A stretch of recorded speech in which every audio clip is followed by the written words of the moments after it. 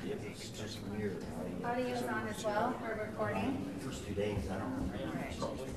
Yeah, I'm sure you know. All right.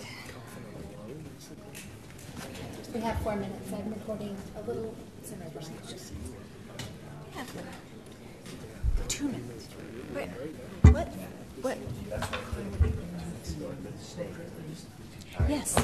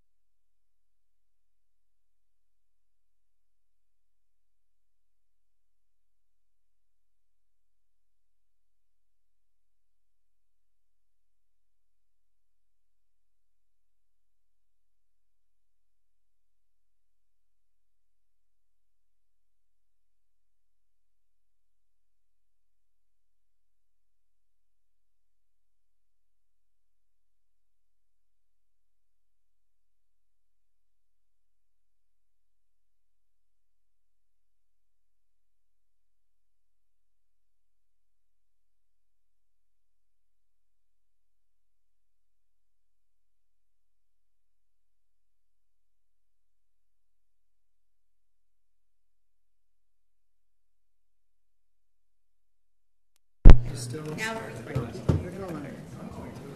All right. Okay.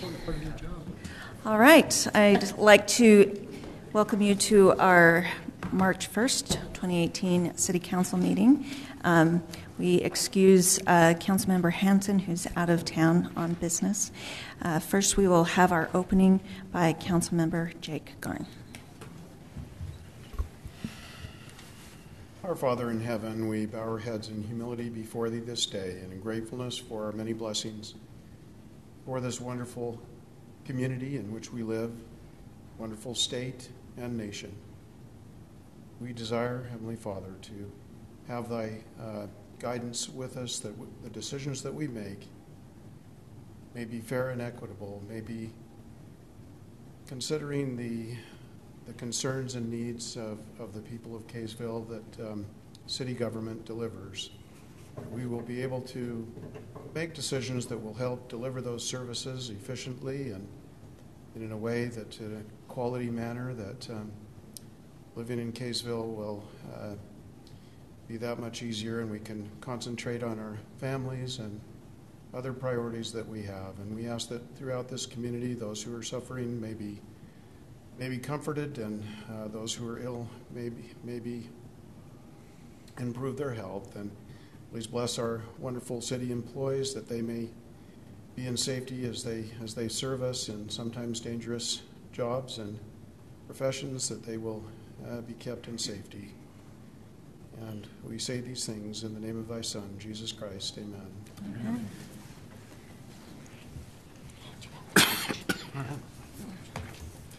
Will the audience please arise and follow me in the Pledge of Allegiance?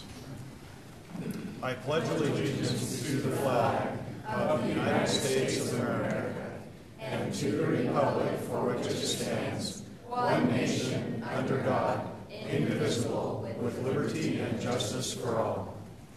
Thank you. Thank you. All right. I just want to make an announcement. So we've changed up how we do things a little bit from last year, and I wanted to let you know, if you would like to speak in public comment, you need to sign up, and the lists are out in the foyer. So if you would like to comment, please sign up. When we do action items, which is number 5, every time there's an action item, there will be an opportunity for you to speak before the council votes. All right, so if you would like to speak about action item 5A, then please sign up. Also, if you wish to speak in our public comment period, which is at the end of the evening. There are 5 slots available, and you need to sign up for that as well. But I want people to know that ahead of time. I haven't been reminding people, but that is how we're doing it. And now I would like to, we have photo contest winners, so I'll come around the front.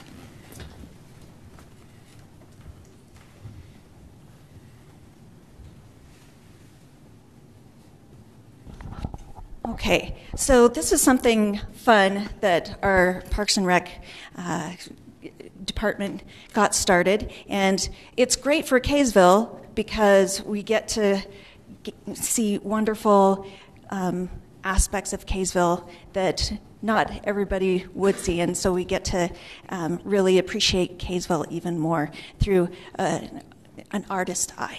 So we appreciate everybody who's participated, and we have our winners.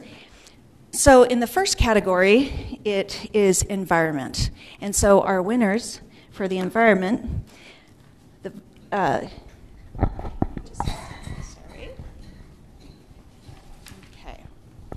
for honorable mention, Brian Durr, with his picture Sunset at Kaysville Ponds. Is Brian here? Here he is.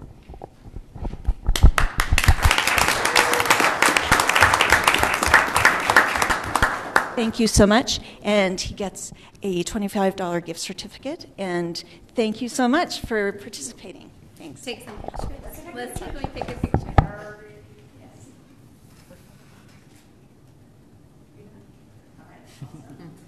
And the winner is Sterling Richards, Sunset at the Ponds. Is he here? And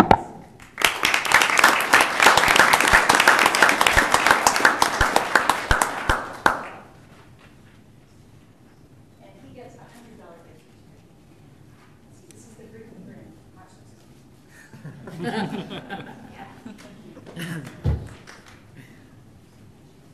Okay, the second category is in architecture, and the honorable mention, is Jennifer Burke Whiteear. Is she here? With Kaysville Tabernacle. Thank you.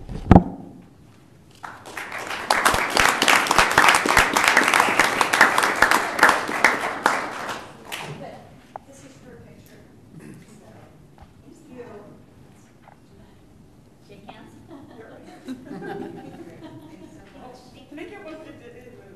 Okay.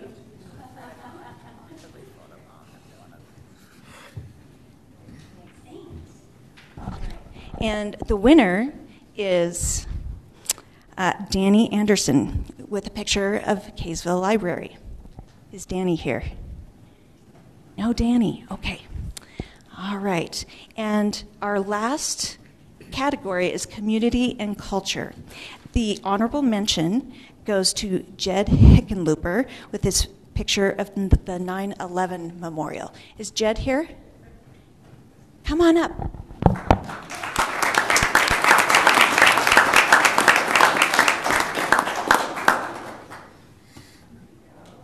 Thank you so much. Appreciate it.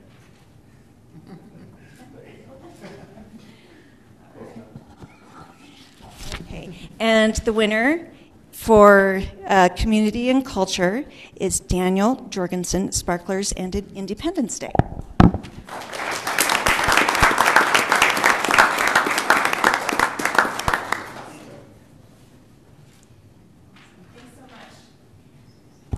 Thanks to everybody who participated. I really had a fun time looking at all the great pictures that people submitted. We will have another photo contest coming up shortly, and really looking forward to the next pictures. So thank you, everybody.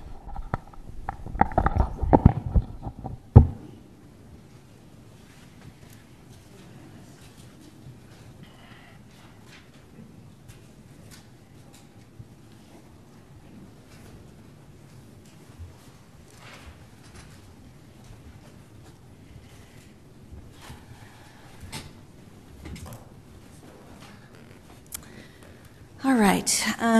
First, item 3, any declaration of conflicts of interest at this time? Nope. All right, we'll move on. We'll move to our consent agenda items.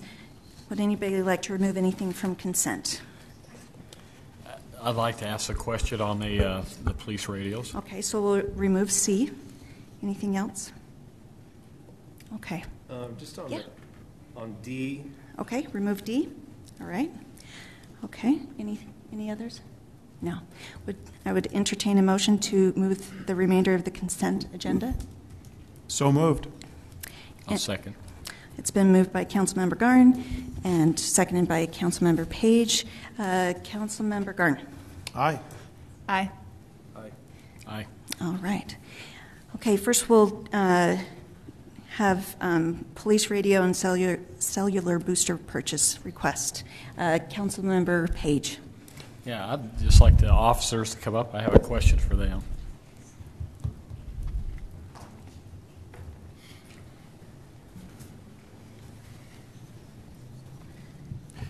Yeah, I don't have a question about the importance of having this because I know the problems you've had over in the police station and it's interesting. Everybody has to run outside to check their radios and their cell phones. I guess the question I have though is I noticed on this and you had 3 different companies that did that. I think 2 are from Utah and the one you gave the bid to. Or would like to buy, I guess they're actually from Florida. The question I have is first of all, did you check into this to make sure that they're going to be able to service this? And I guess they're a company that we can depend on. They are. Yeah, they're a company that's been in business for about 18 years. Their primary work generally consists of things on the East Coast and the Midwest. Mm-hmm. This is their first time in Utah. But they do have a history of maintaining. Thank you very much. They do have a history of maintenance, particularly out of state, out of Florida. One example of that is a hospital in Tennessee, which they had a maintenance issue that they had to resolve, and what they did is contracted a local subcontractor. Okay. And they went via Skype. They were able to troubleshoot it and resolve the issue. And that's actually something we typically see. For instance, our cameras in our patrol cars are from a company in Texas. And so whenever we have an issue with them, great way for communication, and we generally don't have any issues. So. Okay, that was the only question. I hate to see it go down, and you have to wait for somebody from Florida to come in and Sure. catch a flight and everything, but it sounds like they'll use local people to shoot that. Yeah. That's the only question I have. Okay, thank you. Councilmember Adams, did you have a question? Can we just go over the high points of what the issues are, just for everybody, just for everybody watching and whatnot, so everybody's aware? You want me to? Where the key bad areas are. Yeah, absolutely. So help us understand. Yeah, so in the police department itself, we've identified 5 areas where we have trouble communicating with our handheld radios and with our cell phones. It's the EOC, the city dispatch area, the patrol division, the detective division, and also our briefing room. And in all those areas, we have difficulty either receiving radio transmissions or getting out on our radios. And it's becoming an issue where in order for us to communicate with dispatch, we're missing traffic, and so we're tying up more airtime, which is kind of precious because of how many law enforcement agencies are on one channel. So it kind of becomes a professional issue as well, where we're not answering our calls and things like that. And the cell phone's the same thing. We can't. It's hard for us to make phone calls on our cell phones inside the building or receive them. And to kind of give you an idea of where that comes into play, if we were to have an Amber Alert, and we were to bring in outside agencies into our EOC, those support officers that are there helping us with an Amber Alert wouldn't be able to make phone calls or receive phone calls, and so that's what we're trying to accomplish and fix. So, Do you find it's primarily with Verizon on the cellular side, or is it really with almost any carrier you're having trouble in the building? Generally, it's every carrier, from what I understand, and this proposal covers every carrier. Cool. So. Okay, thank you. Any other questions? No? All right, thank you. All right, I'd entertain a motion on this item. I'll move to approve the purchase of radio and cellular booster equipment from the lowest responsible bidder or in the amount of $29,239.58. Okay. In a second? I'll second. Okay, it's been moved by Councilmember Garn, seconded by Councilmember Barber, and Councilmember Barber. Aye. Aye. Aye. Aye. All right, motion passes 4-0. All right, let's talk about D, award of bids for road projects. Councilmember Adams. Just a quick question. I don't know which staff member. It looked like the sum of these was around, I'm guessing, hip shot in here was around 1.9, 2 million, somewhere in there. The sum of both of these projects? About 1.8, 1.7. Somewhere in there, right? So are we pulling these out of 2 fiscal years from the C road funds? Because we got about 1.2 in C roads. Yes, where this This will apply to 2 type of fiscal work years. crosses the fiscal year boundary, funds come out of both years. So some will come out of the current fiscal and then we'll That's pull it out correct. of the next fiscal. Yes, sir. But also, we did appropriate, you as a council appropriated more money in Class C this fiscal year that we're in than the 1.2 we're receiving. I think we had some Class C fund balance or something that we put in as well. So, All right, any other questions? Okay, all right, I'd entertain a motion on, can we take these both together, or would you like them separated out in 1 and 2? I think as they were both on the consent agenda, you could Okay. take them both at the same All time. right, okay, would somebody like to move this item? I'll move that we approve the bids for the road projects, mill overlay project, and the 2018 street seal project. Yeah, I'll second that. Okay, it's been moved by Councilmember Barber and seconded by Councilmember Page. Councilmember Adams. Aye. Aye. Aye. Aye. All right, motion passes 4-0. Thank you. All right, now we're going to move to our action items, and we'll go to A, preliminary plat approval for the preserve. Andy, please. At the last meeting, we reviewed the same project.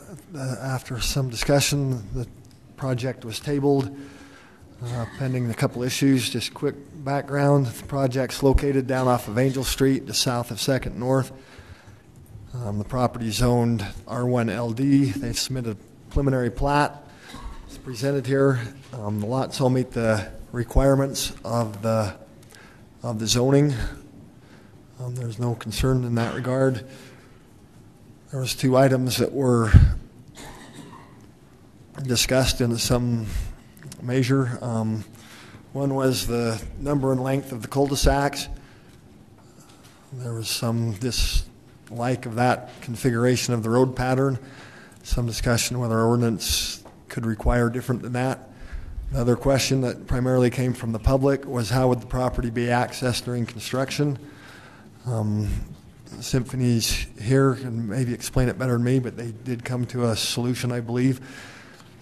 So with those, they did not change the configuration of the cul-de-sacs, but they have provided some measure of access. Okay. All right, thank you. There is nobody signed up for public comment. The developer is here if you want to hear what Yes. solution they've come to on the access. That would be great if the developer could come forward. Thank you. Mr. Wilson. Thank you. I'm Russ Wilson with Symphony Homes. I'm just glad to have an opportunity to report back with you. We met with the Webster family. They were nice to be able to sit down and meet with us to discuss a solution to the construction access issue that we talked about last time. And they were gracious to allow us to have a temporary construction access as early as September of this year. This came at a sacrifice to their family with their farming and ranching operation, but that's something that they were willing to do to help with the, cut back on construction traffic through the neighborhood and help protect the neighborhoods and the streets and keep the kids safe. Okay. Thank you, Mr. Wilson, and thank you, Websters, for your sacrifice. All right. Let me ask a clarifying question. Yes, please. Did you want to just explain where the access will be? Will it be from Angel Street? It'll be from Angel Street, leading up into phases 1 and 2. Where the road will eventually be? Yeah, where the road Okay. is shown on the plan. That's Sorry. all I wondered. Yeah. Okay. Okay. All right. Thank you. Thank you. All right. No public comment, so we'll go straight to council member questions. Seeing none, I will entertain a motion at this time. Yeah, I'll move that we approve the preliminary plat for approval for the preserve subdivision by Symphony Homes. I need a second. I'll second. Okay. It's been moved by Councilmember Page and seconded by Councilmember Barber. Any comments? Councilmember Garn? Yeah, I'll comment. First, I want to just express my appreciation to the representatives from the developer and planning in this, how they have taken many of the concerns of the residents for an access point and also circulation, at least of pedestrian traffic in the subdivision. And I think they've done a great job reaching out to both the council, meeting with us on a couple of different occasions, and also to the residents, and been very responsive. And I really appreciate that. However, I will vote no on this simply because I think a reasonable, and I will admit my bias here, I think with 3 cul-de-sacs at the maximum allowed under statute, which I do understand that it is allowed, and there's not anything, there's no violation of ordinance here at all. It may want a boilerplate item, but may want to look at that ordinance a little bit for the future and look at all of our zoning ordinances, as a matter of fact, but that's a different issue. I think the one issue here, a reasonable case could be made under 19-5-1 of the city ordinances that cul-de-sacs of this length do create some problems. It's harder, more difficult to snowplow, and it does create maybe some traffic choke points that would be better in another way, and maybe if it were designed differently. So I think under the 19-5-1, which says the arrangement of streets shall provide for access to and circulation within the vicinity of the subdivision, that could be improved.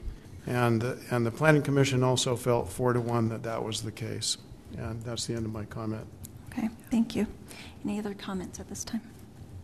Okay, let's vote. Councilmember Page? Aye. No.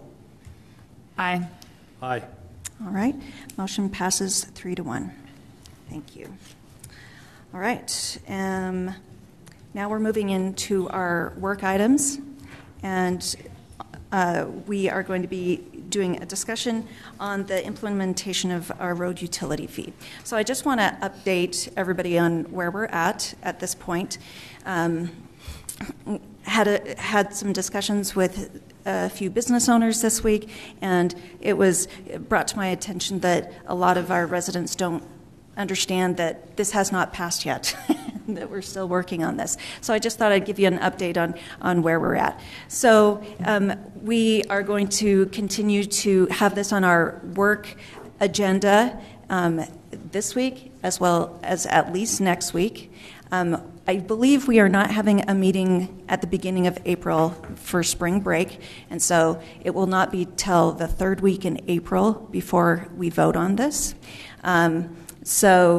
But as you can see, Councilmember Hansen is not here tonight, so we will have a discussion on some items, but for sure not coming to any firm conclusions tonight. So you can look forward to, I believe this is going to be probably voted on in 3rd week of April, and it will not be put into effect if it passes until July with the new fiscal year for the city. So that is where we're at this point. At our last city council meeting, Councilmember Adams has spent some time looking for ways that we could find money to pay for the improvements in our roads without needing a road utility fee. And he is going to be compiling that information, and it'll be in our packet for our next council meeting. Quick correction. Yes. I recommended staff should do that. That's Oh, not I'm particularly sorry. my responsibility. I think staff should come to us and show us where all the money is. I'd be happy to sit down with them and show them what I think, but Okay. that should be done by staff. We've already Okay. discussed in emails, and I did not agree to that. So Oh, okay. I thought, I'm sorry, I misunderstood you. So there will be an agenda item next time with your input, I think. Your guidance, I would hope. Yeah? Is it more of a report that you're looking for? well, I'd like to see where all the unassigned money is in the budgets. Okay, I think staff could present that to all of us. seems fair enough. Okay, so you are looking some for ideas on a report for unassigned money. Is that correct? If you want to give me a minute, unassigned money, any loans that are maturing this year that are no Okay. longer going to be a liability for us and a liability against our general fund, anything of that nature. The impact fee fund, I'd like to see how much. I think we should go over how much is in there, because that can be used for some of the roadway problems. So there are various things of that nature. Okay, if there's anything else, will you please email it to me so that we can make sure that we address it? Sure. All right, thank you. All Shane, right. Did you have a comment? I was just going to say that we're happy to put together a presentation that would Perfect. kind of outline, I think, what Councilman Okay. Adams is looking for. That's great. All right, thank you. All right, so for tonight, obviously, Councilmember Hanson is not here, but I wanted us to go back to when we talked last time. There were questions about single-family versus multifamily dwellings, and I wanted to get back to that now that we have more information and see if how people are feeling on that. And then I wanted to talk a little bit about accountability and what measures that council members had that we could look at. So we had additional information about multifamily, single family, and I believe it was Councilmember Barber had questions about that. So Councilmember Barber, how are you feeling about this? So I did have a question, mostly because it comes down to single families units are assessed at a different rate than multifamily units, and there's a lot of question about how that came about, what the data was. So what it was found was it's per unit in a multi-unit complex. So they're national data that we're basing these average daily trips off of. It's not data that the third-party consultants have provided. It's this national data, and it confirmed the average daily trips reflected single-family versus multifamily. That's what I wanted to make sure, is that it was warranted in the way that we were breaking it out, and I feel comfortable with the way it was. Okay, so to be clear, do we want to do a flat rate, or do we want to break it out into multifamily and single family? I don't think it comes down to a want as much as we follow the model of we're assessing based on use, and Okay. that use is being derived from this national study. So I would just align with that. So it would continue to be broken out Okay, all right. in my proposal. Obviously, okay. Councilmember Garn, did you have a thought on that? Yeah, I agree with that. And first of all, let me acknowledge, because a lot of comments, a lot of emails, a lot of discussion on this with citizens, which I think has been great, and a lot of questions, and some of the same questions people come up with that I came up with initially a year ago when we first started talking, and many that I didn't come up with too. But I think on this particular question of, what does the data support? And this is another one, Councilmember Barber just said it. What's the best data we have, knowing that at this point, and frankly, on almost every decision, you always have imperfect data. You always, at least I always wish I had a little better data, a little more accurate, more data, to make decisions with. But we take the best data that we have and don't try and substitute or deviate from that data with just an ungrounded opinion. And that's important to me. And so the best data we have suggests that there is a difference between a multifamily single unit and single home. And so I would be in support of keeping it the way it is. Okay. How about you, Councilmember Page? Okay, I agree with Okay. with the consensus on this. I think we got to stick with the data. Okay. And Councilmember Adams, I realize that you don't support the fee, but No comment. No comment. Okay, thank you. All right. Then what I wanted to do is talk about accountability. I think that's been brought up a couple of times as to ways that we could assure that we weren't going to raise fees without notification, that money would indeed go to roads. So I just wanted to go around and talk about ideas on accountability. Let's start with Councilmember Page. Do you have any ideas? You know, I was talking to Josh Belknap, which I think right now he's at a convention or something, but one thing that he mentioned, and you know, when we talked about accountability, one of the things that I know during the year they sent out, I think every spring they sent out a water deal to all the residents that talk about I don't know, all the stuff that's in our water, and then you buy a purifier after that. I don't know. The quality report. Right? Yeah, right. They're required to. You know, he felt, and I agree with that if we do go forward with a fee, that would be a good opportunity to probably make a list of the roads that we'll be working on that year and where those monies are going, so all the residents will know before we start the process. They'll know which ones we're working on. And then, so, you know, that's just an idea. Okay, so you're suggesting a yearly report, like the water report. Right. Okay. All right, Councilmember Garn, any ideas? I know you've got lots. No, I completely agree with that. And just to expand a little bit on that, again, I probably like more detail than most citizens, but the balance between, you know, a report every year, first of all, a reevaluation by the city and the city council of where we are, where we've used the funds, a breakdown of all the projects, and sort of a report, much like the water report as Councilmember Page has suggested. I think that is superior. I don't favor a sunset provision, and here's why. Because, again, there's no real incentive of a council to keep a road use fee. For example, if the state, with their VMT model or whatever they may do, if the road fee becomes obsolete in Kaysville, one of the beauties of it, the accountability of it, can only be used for roads, unlike general funds. And so if it's no longer necessary, if we need to make changes to it, if we have better data along with the state, we can make those changes in the future.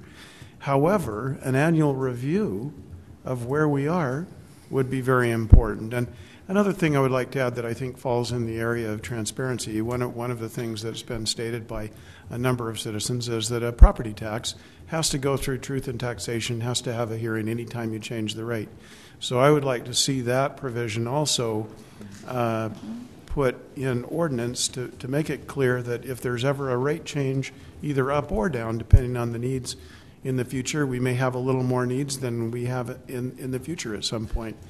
Right now, then we may, once we get the roads caught up. So we should be able to adjust that fee, but we should have to do it in the same way a property tax increase or decrease in the rate is done, which is through a public hearing through that same process.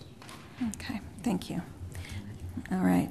And then Councilmember Barber.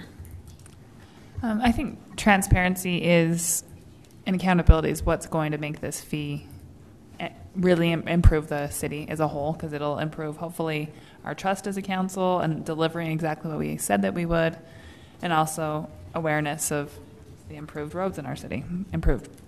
We just passed $1.6 million project to improve roads, and they have some information on there about which roads are getting what type of treatments, but I think that could be continually updated, even more than every year. I think have some ideas about making sure there's ways to be watching it, but I also would love to see, with this proposal that we have right now, which is not final, what does that actually get us? Which roads will be there? There's the main roads that we get asked about all the time that we've been told by reports and driving on them myself how terrible they are. So when will they get fixed? How long does that put us out? I think those are things that we can be held accountable for. And in reference to the sunset, I don't like the word sunset either. I think that gives the impression that this fee will just magically go away. I would love to see it go away. That would be great. But I also don't feel comfortable suggesting something that we can't know. We can't be sure. So I would think an annual review of it would be more appropriate. Okay. But also that residents realize this is something that is used just for roads and is assessed by how much progress we're making on the roads and the needs as they come in. So it's a variable that we're always addressing. Okay. Councilmember Adams, any ideas that you might have? If we're speaking accountability, I think Yes. the frustration that has come about by way of the people is that we just went through a 100% tax increase a few years ago. I think that is the footing or the foundation of the frustration of accountability for the people, saying, we just raised the taxes, why do we all of a sudden, I've seen numbers that show forth that the fee is actually going to be the equivalent of the 98% tax hike. We will gather that much more money from you again with the fee. So I think if we're going to be accountable, maybe we need to be a little more, if people have concerns, we need to be a little bit more transparent about the budget, where the money has gone. And this touches upon, where I come from. I don't agree with the fee yet. I don't think we need it yet. I think if we show the people, hey, you have $3.5 million in your general fund right now that is unassigned, and you can go down to 5% of your general fund. There's money there, and quickly from the time that the taxes were raised until today, which was right around 4 years ago, the taxes went up. Well, if you study the books, we are gaining in excess about $600,000 a year. I personally view that as a revenue source, that could go towards roads. Mayor, point of order, please. Okay. You have to acknowledge a point of order, I think. Yes. And Not always, but I will this time. Should we talk Well, point of order about your right. bullying No, Symphony no, Homes? we are Do you not. want to get into Hey. this? No. We're not going there? I'm on point. What? No. No, well, let me just state the point of order. I think the problem here is that we're going off in another discussion about budget and the different factors, and I'm fine if the mayor would like to allow this discussion, but then I would also like to be able to speak to that, because the question at hand was, how could we make the road utility fee more transparent? I think that Councilmember It was Adams accountability, not transparency. She said accountability. well, accountability for the road fee, but not budget and how much surplus there is. And anyway, that's my Okay. point of order. All right. I feel that this is something that we are going to continue to talk about. But Councilmember Adams, you have 2 more minutes left. No? Okay. All right. Okay. We will have details at our next council meeting talking about the points that Councilmember Adams has brought up. Some our staff agrees with, some they don't. So we will have a presentation in a couple of weeks on that. All right. So what I heard was, I feel like there is consensus from the council that we have a yearly report and a reevaluation and to update a schedule for what is expected as far as roads are concerned in the next year. Councilmember Barber? I think, and I don't know the answer to this, but we should discuss what the difference is between a review and a report, and when it would be appropriate to adjust the fee. I mean, I don't know the proper answer, but we should define that. Well, the other thing that Councilmember Garn brought up is the truth in taxation portion. So that if the rates were going to go up or down, we would do a truth in taxation provision. Are you going to? And would that be every year with the annual report, or would that be at any time? Any time that the rates would be moved up or down. Adjusted. Right. Okay. Okay. Okay. And do you agree with that? Do you think that's a good idea? I do, but I would like to have a plan that residents know what they can expect. Is it every year they reevaluate and they decide if they up it or change it? I just want to make it really clear that it's not just whenever we decide that we can. Randomly? Yeah, I think Okay. that would be beneficial. And I'm going to have to think on the right layout, but I'm thinking about, every year it's reevaluated, same process we go through the spring, and then it's implemented in July, whether it's higher or lower, stays the same. I think that sounds more transparent and consistent for residents. Okay. All right. But I'm not positive. I'm open to suggestions from both the council and residents on that. Okay. Councilmember Page, your ideas on the truth in taxation aspect, do you have any ideas on, do you feel it needs to be done every year or just as necessary? No, well, I think we can come up with a system that the citizens can know exactly what we're doing, and we take a look at it. Hopefully, as time goes on, we get on top of this. Excuse me. We can lower that down, but I think every year would be okay with me if we look at it. Okay. Do a review every year. How about you, Councilmember Garn? Oh, I agree. Okay, so every year would be appropriate. Councilmember Adams, your ideas on that? No comment. No comment. Okay. All right. So I have strong feelings about a sunset. Nobody else agrees with me, but I will say that I feel it is a good way to have accountability, because I think that you set out at the beginning that in this next 5 years, this is going to be the rate, and if we approve this, these are the projects that you can expect in the next 5 years. And then after 4 years, you return to the people and say, here is what we said we were going to do, here's what we have done, and if we have done a good job with our punch list of the things that we said that we were going to do, we recommend another 5-year fee segment. And then we will have a new punch list, perhaps a new rate, and say, here's what we plan to do for the next 5 years, and this will be the rate, and this is what you can expect. So before the rate expires, before the fee expires, then you have another one lined up. I realize that people feel that this might lead to unrealistic expectations by our community, that the fee might magically go away. Maybe the first time there would be some confusion, and I will admit that. But after the expectation is set, and we keep that commitment after 5 years, and then by the next time, then the community says, okay, got it, and I feel that it holds the city council accountable. Some future city council may make a decision to not renew the fee. As Councilmember Garn has mentioned, there could be something new that comes along. And maybe at that time they decide, you know what, we don't need the fee because we have another vehicle, as it were, to capture the money that we need in order to pay for roads. So I feel strongly about this. I don't vote, but I think it is workable.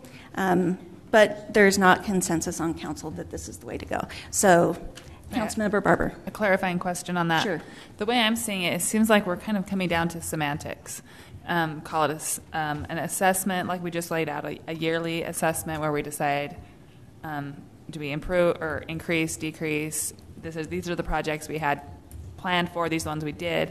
I don't see how that really differs from what you're proposing. So maybe you're considered this all right, I accept that. Yes, Councilmember Garn. And I just had one other comment. It's interesting if you take an objective view. I think that's a good argument, especially if there was a probability that it was going to go away. Like if we had some concrete plan from the state, if you didn't have so many cities searching for ways to pay for roads. So the state, in my view, has effectively said, cities, these are your roads. We've still got C road funds, but we're not going to increase it to the level that you can completely maintain your roads, and therefore it's up to you to maintain a portion of your roads. So until that changes, the state they provide some water project funding, I would say, like major projects. And then, of course, you have the districts, the water districts that are formed, and you have, this is an example, it's relevant eventually, but and then the cities take care of their own infrastructure within the city and delivery of the water and billing and all that. It would seem strange to sunset the fee on the utility bill for water. And so I really believe that roads are very much like you're going to, as long as we still need roads, just like water, they're going to be used. And eventually you need to replace the water in the pipes with new water, and you need to replace the pipes that carry the water, and you need to replace the roads that the cars drive on. So as long as we don't drive on magnetic fields, which is something that could be in the future, or have translucent cement or with solar panels underneath the road, as long as we still use asphalt and concrete, we're going to have this need. And so that's why if there was a sunset to the need, or if we had a clear indication that in 5 years from now the state was going to fully fund city roads, then we could consider a sunset. But so it's a little different perspective, but there's nothing wrong with what you're saying either, and I don't think that would be the hill to die on, whether there's a sunset, because maybe a future city council would also see the need was still there and renew it. But And I have faith in elected officials still, at least at the local level. So, Nick, how much time do we have left? About 6 minutes. Ma'am. Okay, thank you. All right. I sent out a message asking if there was anything else that specifically that you would want to discuss tonight. I think not tonight. Not tonight. And again, I feel like we're missing James. Yeah. Councilmember Barber? In looking at the proposal that was in the last week's packet, and I don't think we've really had, I would like to get a refined proposal before next week. Okay. That these estimates, and I talked with our city, they sound pretty accurate about how much we would be bringing in. So residential, $759,000, commercial, $174,000, and public use, $117,000. So it was a total of just about $1,051,000, if I'm looking at that right. That seems, I would like to see what that actually would estimate in our road usage, because initially when I was watching this as a resident with the previous council, the first proposal that came in was at that $3 million mark. So $2 million to match. It was roughly about $2 more, which seemed really high. It seemed like we were going from kind of nothing, barely maintaining, to this is the ultimate. So now we're somewhat in the middle here, which sounds great, but I actually want to see, what does that mean? What are we giving up? Is this enough to get us to where we're maintaining it at an efficient rate, or is this more than we need actually? Could we get by with less? That makes sense? Okay. That's what I would love to see. And I'm sorry, I haven't looked at the website. Do we have the most current proposal up online? With the 369 plan, et cetera? Is it updated? I'm not sure. I can look while we're talking. It was just in the packet. The packet is definitely, and that's online. But if you're talking about the road fee area, we need I'm to not sure. update that. I put together a thing, but I don't think it's gotten. I think I'll make sure it does this. I would like us to update our website so people understand the current proposal, because I think they're going and seeing the previous proposal, which is still causing trouble. Do you know? The revised road fee that was uploaded as soon as we had that. So it's there. I'm sorry, I haven't looked. They're both on there, actually. Okay, they're both on. Okay, thank you. All right. Thank you. Good discussion. So yes, to clarify what I was looking for, right, and maybe it can go as part of our budget discussion as the actual needs, where this additional 1 million, roughly 1 million that we would propose if we release tomorrow, what they propose as it is, what would that actually get us in terms of roads, and what does our efficiency rate get to? Our does that make sense? Our maintenance efficiency, like that RSL number, yes, kind of. Yes, something tangible that we can actually. Okay, this is the sacrifice we're making because we're not going to get the full number that we wanted, which I'm completely comfortable with. I think we all have to adjust, especially if we can match it with more commitment from the city. And if I could just add to that, to make it meaningful, because it's a difficult question. I don't know that anyone knows that we have our best data. What is the optimal level? Because if we had perfect data, what's the optimal level between spending enough on maintenance that in the long run you're going to optimize how much you spend, right? Compared to letting it go too far. Where is that number? So that's the big question. Yeah, exactly. But on a year-to-year basis, or even more frequently, as you suggested, Councilmember Barber, I think it's project-based. So we have every road cataloged. We have an RSL assigned, however accurate that is, and from LTAP. And then we can have our own city engineer assess, do I agree with LTAP on this particular road? How long is it? How wide is it? How much square footage? How much would it cost to do a 3-inch mill and replace, to completely replace it, whatever. And you'd have to say, okay, here's our priorities. So to answer that question, I think you'd almost have to come back and say, for this year, these are the projects we could do if we had 1 million extra. These are the projects if we had 2 million we could do, and we could do them in this year, project by project. And I think that's the only way that question's really meaningful, because otherwise you're getting into like cost per square foot. Well, we could do this many. You could do it that way. You could say this many miles of road we could do, or whatever. So, okay.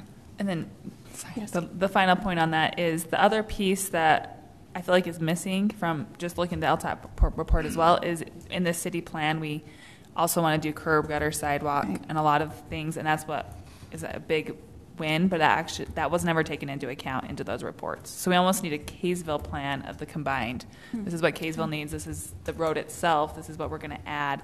And those costs go significantly up. I think last week we saw Sunset was only like 1.2 million in the LTAP report, but we're looking at much more than that if we do the full project like we would like to do to follow our safe walking paths and public transportation plan. So there's a lot of different pieces that's hard to estimate. Okay. All right. Shane, do you have all that? Yes. And Josh and I have talked about this, and he's ready to talk through those issues, so that'd be good. That sounds and I think maybe it's just mentioning what Councilmember Barber said before, the real power of this fee is going to be reporting what we have. This is good too, to what we can do, but once a year or two has passed and we can say this is what we have done, I think that'll be really exciting. Yeah. Okay. How does a project like the one we just approved, that one just barely, this 1.6 million, how does that play into this? I mean, does that just remove part of this need that we have going forward? Sure, but I think every minute that we don't have additional funds, we're getting behind. So the council did approve more money last time. It wasn't just the I think we went from $900,000 a year to 1.6 this year. Okay. But it was kind of a one-time deal. We threw as much in the kitchen sink into it. So we'll see what we can do in 1 year this year as well. And Councilmember Adams has suggested putting in some fund balance, and obviously that'll ultimately be your decision how much we do there, but I think the staff would recommend that we do that as well. Okay. All right. Thank you. Mayor, that's 30 minutes. All right. Thank you. All right. We will now move to our call to the public. And let's see. All right. First we have Sean Tall. Sorry. Please. Not tall. All right. and it's 3 minutes. Thank you. It's real fast. Okay. Last year, I think it was, Burton Lane was expanded. I see people pulled over there all the time for going 25. Can we up the speed limit on that road? Okay. That's it. That's it. All right. Well, the sidewalk's nice and wide. Anyhow. All right. All right. Thank you very much. Thank you. All right. Dean Wall.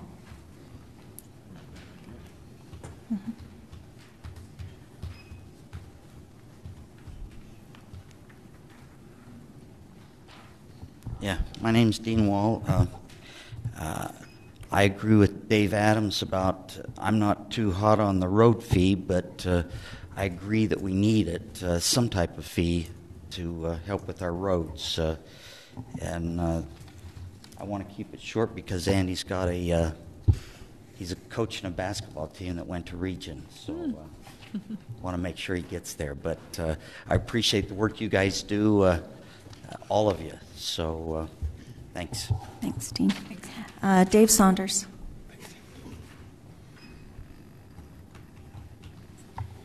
I'm sure you're all surprised to see me here tonight. I'm shocked. Sharp, though.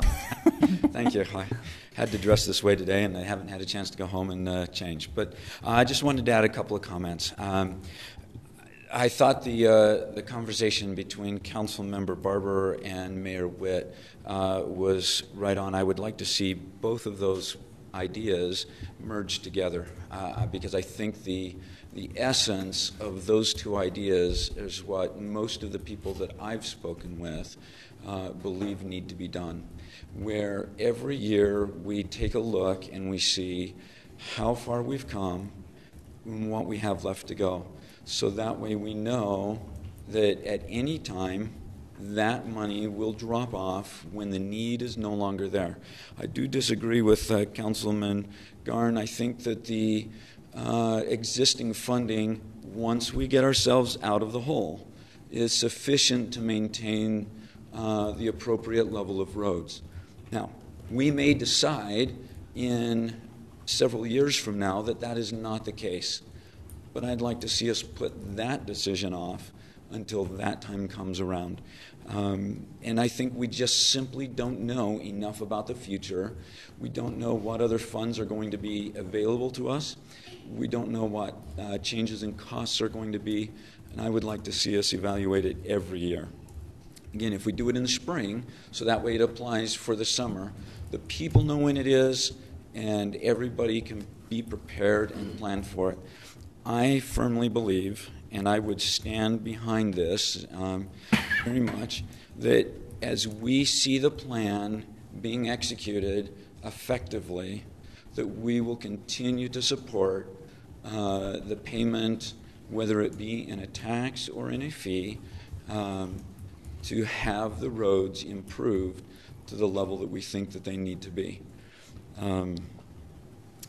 I would also like to just, in the analysis that you get from Josh, not just a plan of what it takes to repair the roads that we have, but I would also like to see how much it will take to maintain the roads and what kind of plan he's going to have for that. Because maintaining roads costs money as well, and if we've got a finite number of dollars that we have to split between them, I would like to see how at least Josh believes that split should occur.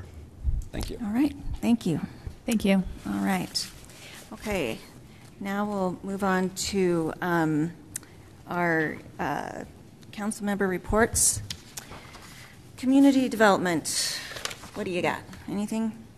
No, not this time. If I talk too much, I start coughing, so Okay. All I'll right. pass. Okay. How about Parks and Rec? Anything? We have our sesquicentennial celebration coming up in just a few weeks, so be watching for that, March 15th, 5 o'clock, which is earlier than most people. So 2 weeks from today, and then you get to come to council meeting right after. Bonus! So that'll be fun, and then we have lots of fun stuff coming up for this summer, so be watching for that.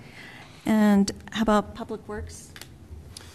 Okay, yeah, just something that may impact, and we've already talked a lot about this, so I won't spend a lot of time on it, but in the legislature, SB 136, transportation bill, there's been some changes to that. They're raising of registration fees for electric vehicles because they don't pay fuels tax, and the pilot project is still in there. And there also SB 125 is interesting, although I don't believe. Report, or is this a local report? I believe that this applies to our roads, and so it falls under. Of course you do. Go ahead. Thank you. So SB 125 says that cities, when they're implementing a road user fee, interestingly, SB 136, which looks like it has a lot of support, pretty much is the first statement of the legislature that, yes, they do approve, and apparently, at least now, this legislature will not take away the ability of cities to implement a road user fee. However, they can't charge taxes because that is they can't charge counties the road user fee because that's sort of seen by the legislators as a little bit of a double tax. We don't really have that many counties in our county facilities, the library, for example. But under that bill, SB 125, we could not charge the library a user fee based on square footage. And the other thing that's interesting, but I will defer on that because it's not really a report that directly affects. It does affect the city legislatively, but it's not really a report on public works. So. All right, thank you. Just another plug for Sesquicentennial, and also we will be having kids from around Kaysville coming and singing a specially written song, which is, if you hear it, it's very cool, and there will be cake. So I think you should come. All right, Sesquicentennial. Also, please think about if in your scout troops, in your congregations, in your whatever groups you belong to, we really would love to have more floats in our 4th of July parade that have to do with Kaysville and Kaysville's history. So please consider entering a float into our parade. Thank you. All right. I think I will entertain a motion to... Do we adjourn this meeting first and then we go directly into closed session? I'll entertain a motion to go into closed session. So moved. I'll second. Okay, it's been moved. Yes, sir? If we are going to take a break, if that could be part of the motion, yes, that would be thank helpful. You.